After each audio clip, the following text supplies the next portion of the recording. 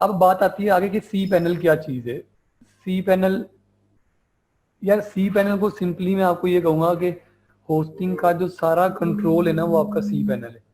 C panel आसान अल्फाज में कंट्रोल पैनल है। अब इधर मैं बैक पे जाता हूँ, ये आपको हर होस्टिंग का सी पैनल मिलेगा। सी पैनल हर होस्टिंग का होता है क्योंकि ये कंट्रोल पैनल है।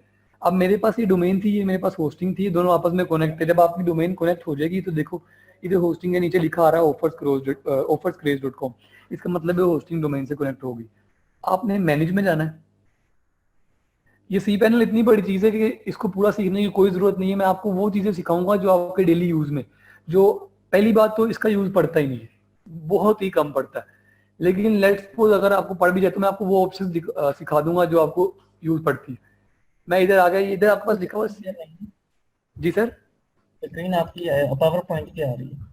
और सर सॉरी, मैं एक मिनट दिखा असल में स्क्रीन स्टक नहीं होती क्योंकि जूम के ऊपर ना आप लोग एक टाइम में या अपना इंटर ब्राउजर शो करा सकते हैं या डेस्कटॉप शो करा सकते हैं या कोई पावर पॉइंट की फाइल, इसलिए वो बार बार उसको स्विच ऑफ करना पड़ता है। स्क्रीन स्टक नहीं है, स्क्रीन को हम चेंज करना पड़ता है जी। चलिए देखें अब स्क्रीन आ गई सर।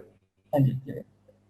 ये चलिए मैं एक मिनट ओपन, आपका डोमेन है, आपके पास होस्टिंग है, होस्टिंग के साथ आपकी डोमेन कनेक्ट हो चुकी है क्योंकि इसके नीचे आपके ई इकोनॉमी लिनक्स होस्टिंग के विद सी पैनल के नीचे आपका लिखा गया offerscraze.com। अब आप जाते हो मैनेज में। ये मैनेज का मतलब है आप इस होस्टिंग को मैनेज करने जा रहे हो इसकी। उसके बाद इधर आपके पास ऑप्शन आ रहा है सी पैनल का। मैं आपको भी ये ब्लू होस्ट में भी दिखा दूंगा। ये सी पैनल का ऑप्शन आ रहा है, आपने इस पर क्लिक कर दिया।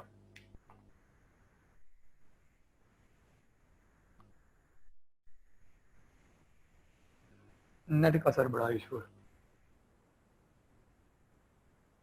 ये अब आपके पास, अब सी पैनल क्या चीज है मैंने आपको बताया, पूरी होस्टिंग का जो कंट्रोल पैनल है ना वो आपका सी पैनल है। उसके अंदर मल्टीपल ऑप्शंस आती हैं। अब मैं आपको वो ऑप्शंस बताऊंगा कि जिसके अंदर जरूरत पड़ती है और जिनकी जरूरत है, बाकी हमें किसी चीज की जरूरत नहीं है। जिनकी जरूरत नहीं है वो आप इसके अंदर, क्योंकि मेन चीज हमारी वर्डप्रेस है, हमने वर्डप्रेस सीखना है। इसके अंदर आप जाते रहोगे तो इंडल्ज अंदर से अंदर फंसते जाओगे। इतनी कम्प्लेक्स चीजें भी इसके अंदर पड़ी, तो वो चीजें जिनका यूज पड़ता है हम वो सीखेंगे। सबसे पहली बात आती है कि लेट्स सपोज अगर आपके पास कोई क्लाइंट आ जाता है, क्लाइंट आके कहता है कि यार मेरे पास एट द मोमेंट ना होस्टिंग है ना डोमेन है, तो आप एक काम करो कि आप अपनी किसी होस्टिंग पे बना दो, अपनी किसी डोमेन पे बना दो, डमी डोमेन पे। और उसके बाद हम क्या करेंगे कि हम ना, मैं इतनी देर में होस्टिंग और डोमेन परचेज कर लूंगा। तो मैं क्या करूंगा, मैं एक बार मैंने होस्टिंग डोमेन परचेज कर ली, आप वेबसाइट बनाओ, 1 मंथ के अंदर आपकी वेबसाइट रेडी होगी, मैंने उसको एक्सेप्ट कर लिया। फिर हम क्या करेंगे, हम वो वेबसाइट जो आपने अपनी डमी डोमेन पे बनाई थी वो माइग्रेट कर देंगे।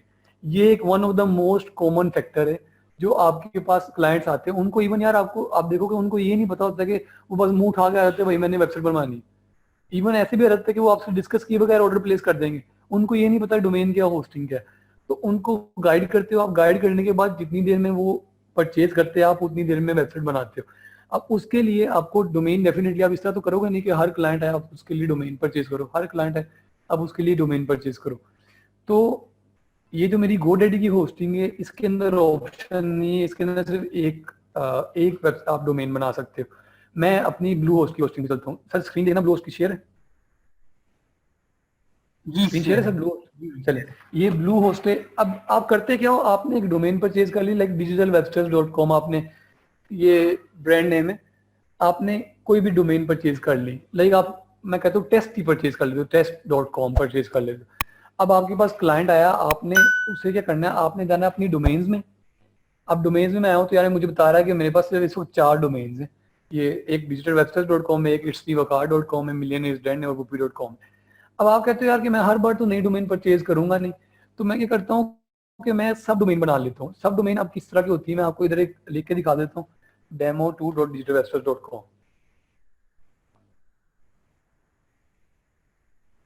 ये देखो जी, ये सब डोमेन कि मैंने पहले demo2 ऐड कर दिया, उसके बाद मेरी ओरिजिनल डोमेन आ गई।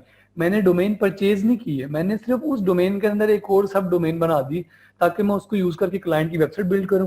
क्लाइंट को पसंद आती है मैं उसको माइग्रेट कर दूं, माइग्रेट करने के बाद मैं उस सब डोमेन को डिलीट कर दूं, कोई इशू नहीं। तो ये अभी मेरा एक क्लाइंट था, उसके पास होस्ट डोमेन थी, लेकिन वो कह रहा था यार कि मेरा पुराना डाटा डिलीट ना करो, अभी पहले तुम एक बार सारी की सारी नहीं बना लो, उसके बाद हम तुम्हारी डोमेन जो है, तुम्हारी जो वेबसाइट है वो हम ट्रांसफर कर लेंगे।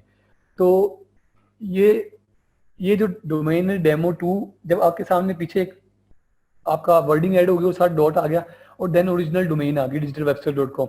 इसी तरह अगर मैं बात करूं तो मैं ये भी बना सकता हूँ कि demo2.millionairesden.com, demo2.whoopee.com। तो ये सब डोमेन है, डोमेन और सब डोमेन में डिफरेंस क्लियर हो जाना चाहिए अभी तक। चलिए गुड हो गया, क्लियर है। यस लिख देना अगर क्लियर है।